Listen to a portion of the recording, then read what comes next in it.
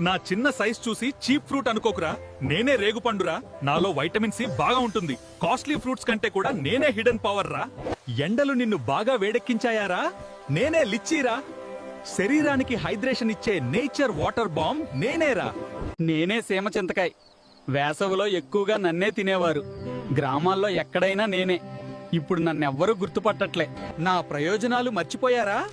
నాలో vitamin C ఉంది. ఇమ్యూనిటీకి మంచిది. జీర్ణక్రియ కూడా బాగుంటుంది.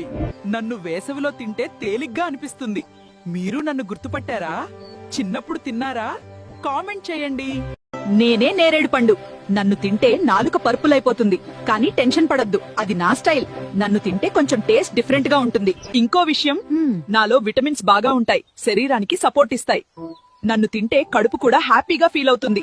అందుకే నాలుక రంగు చూసి భయపడకుండా ఒకసారి నన్ను ట్రై చేయండి. నా మజా మీకే తెలుస్తుంది. మీలో ఎంతమందికి నేనంటే ఇష్టమో కామెంట్ చేయండి. విన్రా, రక్తంలో చక్కెర పెంచుకుని ఇన్సులిన్ మీదే ఆధారపడాలనుకుంటున్నావా? లివర్ ను విషపూరిత కొవ్వుతో గోదాముగా మార్చేశావా? నేనే దొండకాయ మొక్కని రా. నీ రక్తంలోని చక్కెరను తగ్గించి నిన్ను కాపాడడానికి వచ్చాను.